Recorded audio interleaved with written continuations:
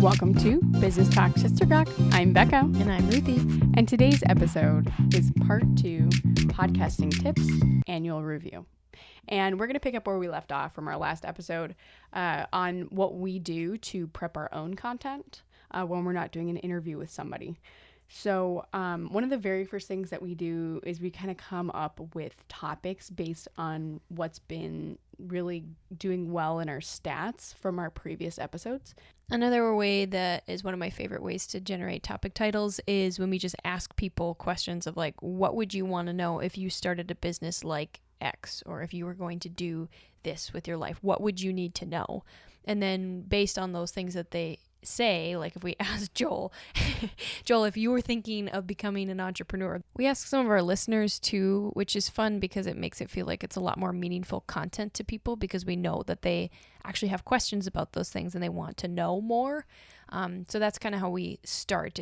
And also I just really love our brainstorming sessions, Becca and I, where we just like get together and go back and forth. We could talk about this, and then we could do an episode about this, and then pretty soon we've got a whole spreadsheet of different topic ideas that we could do, and what people would need to know or want to know.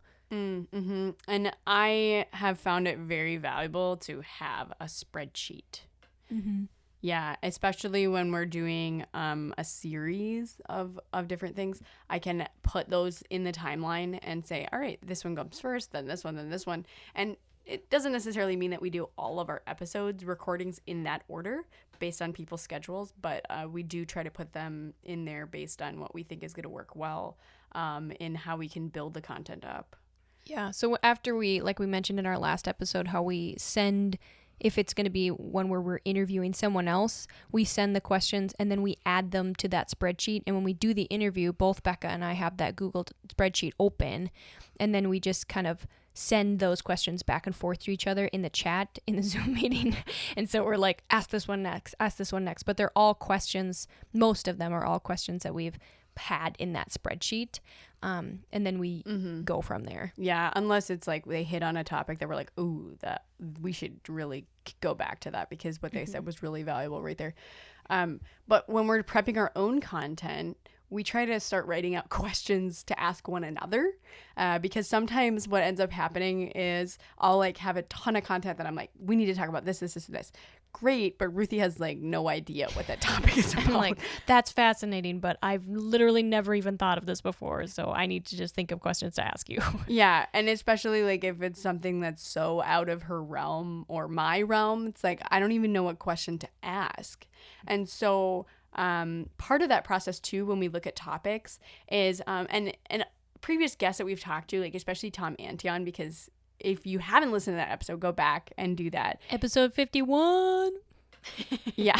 Anyways, he talks about like keyword research is super important in that. So when we talk about a topic, we're starting to look through, we'll like literally type that topic in Google and then scroll down to the bottom and see what other questions have been asked about that. So when we have those questions for each other, then we go in and start doing some research on those things, like Googling different things and trying to find out more information to help us even ask each other better questions based on industry information that we've been finding. Mm-hmm. Yeah, and I think it's helpful too when we are like, oh, we're going to do an episode on dropshipping or whatever. When we look into that, it takes time. I mean, that's probably something that episode probably took me like a solid 20 hours at least to research. I did not know that. Yeah, and well, because I wanted to make sure like I knew what I was talking about, but then I also did connect with other people and like ask them, what do you think about this? How are you doing it? And I honestly think we could have probably done like 2 more episodes on that. And that's the fun part about what we're doing is that both Becca and I are lifelong learners. We love to just dive into different topics, and we also are verbal communicators, so we love to tell other people what we're learning. So the joy of doing a podcast is that we get to combine both of those things that we really enjoy doing. So if that's something that you like, then optimize that in what you're doing, like in podcasting, learn about things that you like and then share it with people. Yeah. And another thing that we haven't mentioned that is something that we do with all of our guests and when we talk to listeners too, is that we say, how can we be a resource to you? And we always want people to be thinking about that, because even if it's not in a episode. Like I've literally had people like send me a message and say, hey, I'm wondering about this, but you know what? I just found that you guys have an episode on it, so I'm going to listen to it. I'm like, oh, but you know what? I probably could solve that problem for you in 5 seconds. Here's the answer. And or if it's not necessarily like, if, yeah, like that was a really great episode on this, but if you need something, like here's that person's like the way to connect with them, or check out like one of their books or whatever.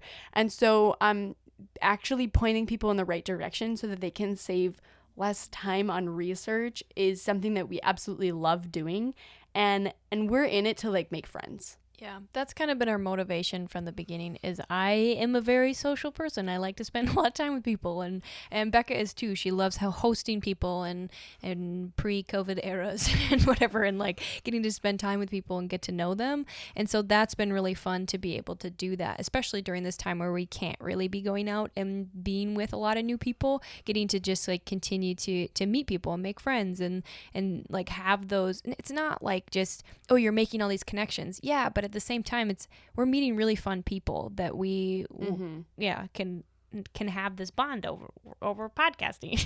Yeah. And I think when you do a podcast, like you really need to know what your target is. Like, what are you trying to do? Right.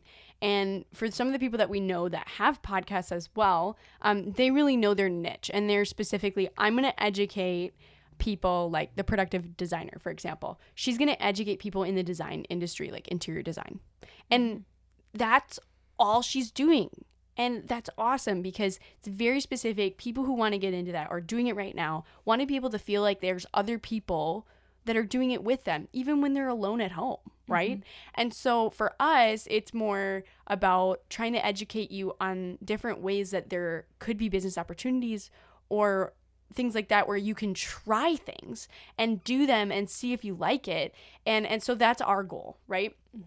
And I think that's kind of getting into the more emotional side of things and the processing through your anxiety and whatever, is if you keep coming back to what is my motivation for doing this? Why am I doing this? Am I doing it to just have fun? Am I doing it to learn? Am I doing it to sell something? Am I, whatever you're doing, keep coming back to that motivation, because that's going to fuel, that's your why. So for me, I think probably the worst part, especially starting out, was having to write the subtitles. I know we talked about this in our last episodes, but it's literally you're listening to yourself and writing out every single word that you're saying, editing it, and it's like the most excruciating process. And I literally was like, Beck, I can't do this. I can't. I'm done. I can't. And it was so, I had to really push past, like, yeah, I'm going to say like 20,000 times and I'm going to say, like it's my job. But it's something that you have to just push past, that you have those quirks, you have those things that you say that maybe you don't like that you say all the time, but over time you can kind of try to pull those things out of your vocabulary or whatever. But it was really good for me to just have to sit with that and do it week after week after week of listening to myself and having to process those things with Becca, because for me, a lot of times, if I'm not talking about things, I'm not processing it. So if like we've talked about so many times that we're both verbal processors, when I think about when I'm freaking out about something, if I just keep internalizing it, it gets scarier and scarier and scarier. So Becca is really good about being like, why are you thinking that? What's the problem here? Like what's going on? And then I always am like, hey, I don't know. I'm just a little freaked out. But, I do think that I appreciate that Ruthie is a little bit critical in those areas, because she'll come back and say, hey, I've been listening to our episodes and this is something that we do very consistently that I just don't know if it's adding any value. And those are things that we can really work on. Like she'll say, hey, I think we've gotten more succinct in how we ask questions. That's been really good. And then there's other times where I'm like, Ruthie, like I've been really listening to the stuff that you're doing, and the praise that you're giving people makes them feel a little uncomfortable or whatever. And so how do we be like encouraging to people, but also at the same time, how can we stop just rambling? Yeah. And that's something that if you've listened to our episodes, you know that I do that. I'm a rambler. And so, yeah, and we're always trying to think, how can we maximize the amount of value we can put into this so that it's not like you left like, oh, I just wasted so much time. Yeah. And it's helpful too that our episode format is like around 20 to like 30 minutes. Yeah. So they're pretty easily digestible, and it's like, well, at least I didn't, if it's one that I'm not particularly proud of, it's like, well, at least I didn't waste 4 hours of somebody's time. At least we didn't put a documentary together on that one. Yeah. And that's been helpful for me. And honestly, okay, in the last episode I said that like that our first episode was kind of dicey and whatever, but then really was something that was really helpful for me was actually my little sister Mia was watching on Netflix the first episode of Hannah Montana, and I walked into the room and I was like, okay, I feel a lot better. Yeah, this is a horrible episode, and it's and not that show really got better, but I just think that. Okay, I watched Hannah Montana. I mean, I did too religiously, but I'm just saying, like, looking back at it, it really was, the quality is not like a USA show or something like that, Anyways, but just being able to give yourself grace in that and saying like, okay, I'm still learning. And I still plan to improve, and not just stopping that. Like for me, what's often the case is like, I can't do this perfectly, so I run away from it. And Becca's like, we can't do this perfectly. Let's try 20 more times. I'm like, yeah, that's kind of true. We're very different in that. Yeah. Some really practical things that we found about podcasting. The first one is decide if you are gonna want to futuristically monetize, but then also know that there's not a huge return on investment at the beginning at all. and I mean, like, yeah, I think we have made a grand total of $0 at this point. Okay, but think about the fact that a lot of people try to get into podcasting to make money because they're like, oh, I'm gonna like monetize through all this affiliate and like I'm gonna get a sponsor, and I think those are perfectly fine things if you want to do it, right? But we were talking with somebody and they were like, yeah, like think about the fact that 4 episodes, when people say they want to like monetize you literally make like $18 per 1,000 downloads. That's like not a lot of money. And it so would buy you like 4 hamburgers at McDonald's. Well, maybe. Depends on if you get the dollar menu. That's true. Okay. Approximately 16 hamburgers. Yeah. So, I mean, know that if that's where you're going with it, you're really going to have to take a lot. You do have to do a lot of work to get there, right? And but another thing too about monetizing or like wanting to get more listeners and all that kind of stuff, you actually have to do a ton of marketing too. And everything that we've done up until this point, besides like hosting for the platform of podcasting, whatever, like our website, we have not spent any money on advertising. Also, if you have not checked out our website, Becca made the whole thing, and it is stunning. Like, really. Well, thank you. BusinessTalkSisterGawk.com. Seriously, just look at it and just gawk at how beautiful it is. Okay, so, but thinking about those things, by the way, if you ever want to know how to build that, like I totally watched a bunch of YouTube videos, so I can send those to you. But yeah, so know that it's not like the best channel to make money, right? But if you're in it to like build value for people, eventually you are going to make money. And I would say like I love doing things for as cheap as possible purposefully. Okay? Because I want to see if it works, right? And I think that anyone can start a business and barely spend any money to get themselves up and going. There's other people that talk about, going after like capital and like you need like a loan. And I personally don't believe that's true. And so I always try to test things myself first and then be like, yeah, this works. Podcasting is a really great way to get your name out there and to build that listener base and whatever. And honestly, of all the different distribution platforms that you could use, you know, like video or written or whatever, podcasting really is a pretty forgiving medium of content. Like there's our brother Aaron listened to one of our episodes and was like, your sound quality was all over the place. It's like Ruthie was really quiet, Becca was really loud. And I was like, oh man. And so we've tried to figure out those nuances and things like that. And you're going to have hiccups along the way, but overall people are pretty forgiving for podcasting specifically. Yeah. And the first thing, like when I was thinking about podcasting, I was like really nervous about it, but you really have to know your own persona.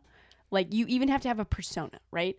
And I used to like think a lot about, oh, but what if like I share too much, or what if I'm not like the right whatever. One of my friends actually was like, you know, it's similar to if you were to write a book under a assumed name, like whatever, like a pen name, and you do an interview in your pen name. You can just be that pen name. Like, what are you in that genre, right?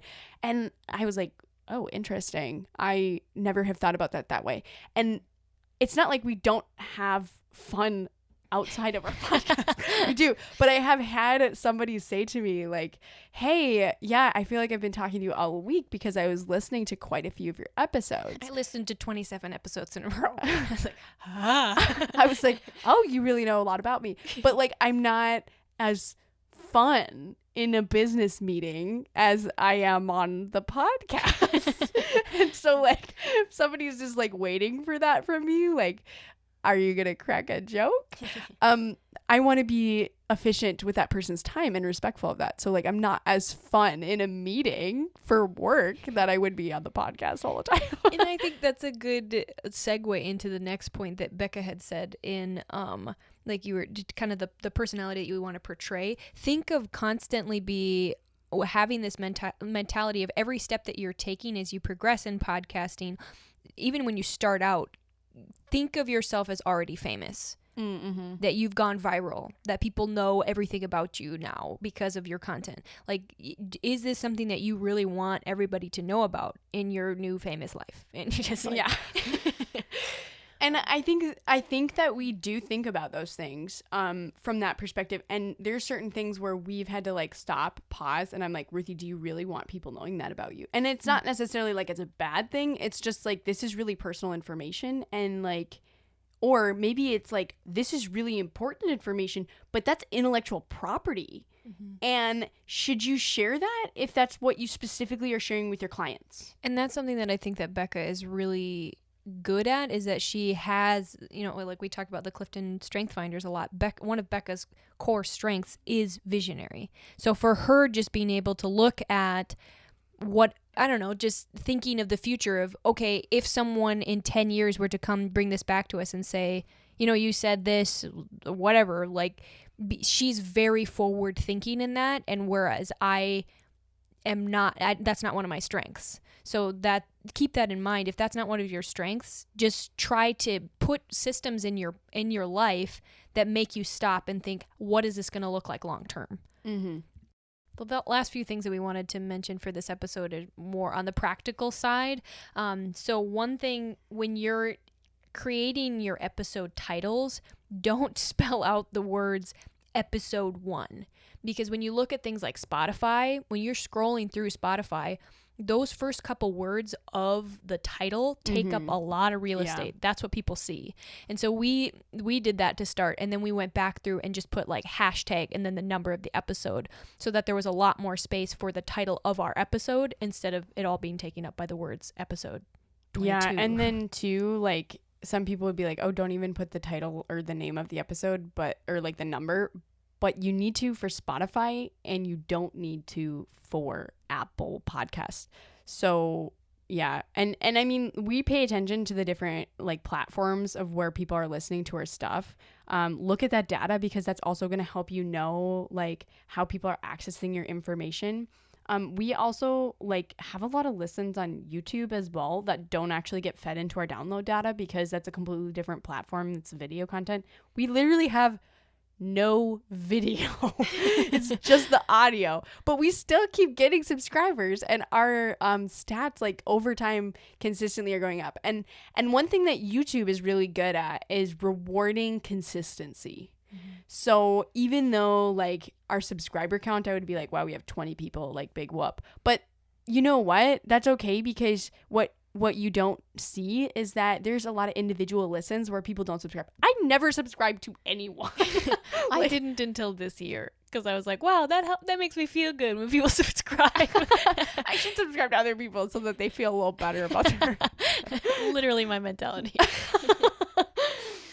Okay. Yeah, so you had mentioned like the checking industry statistics and things, and kind of keeping up to speed with what it looks like for podcasting on the whole, and then how that compares to how you're doing. That can be really encouraging. Like, we've learned a lot of things about how the first 18 months, it takes really 18 months for a podcast to really kind of get its bearings. Yeah, get traction. And for a lot of people, if you're gonna do this weekly, that's really discouraging, right?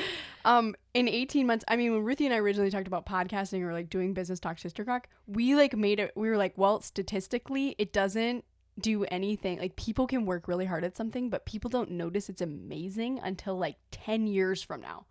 And we were like, wow, we're 1 year into our 10-year plan. Like, and so it made us feel a lot better about that, you know? Again, visionary. because a lot of people like, wow, you really did not put a lot of work into it. But reality is they probably tried and failed like for 10 years before they got to the point where they really were having it figured out. And most people don't want to put that much work into something. And I just wanted to say one thing really quick. One time my dad was working on this shower bench for our new bathroom with his friend. And I came downstairs and they had rebuilt it several times. And I was like, you're redoing this a third time? And my dad goes, huh, a third time? And his friend's, yes, it's only been 3 times. And it's like, until like, we're so frustrated. It's only been 3. And then turns out they had redone it like 8 times. But like, anyway, so it's really easy to look at, and even what somebody has done, like, wow, you've had so long to do this and this is where you're at, but you like think about it and it's, you don't even see all the work that they're doing and all the stuff that they're putting into it. Yeah. And I do want to go back to those industry stats. When we first started podcasting, really honestly, most major companies were not even looking at this as like a monetization place. Like, Anchor was first starting out. People were like, oh, I really like this platform, whatever. There's a lot of different, we use Podbean. Like, there's a lot of different places you can host and create your content.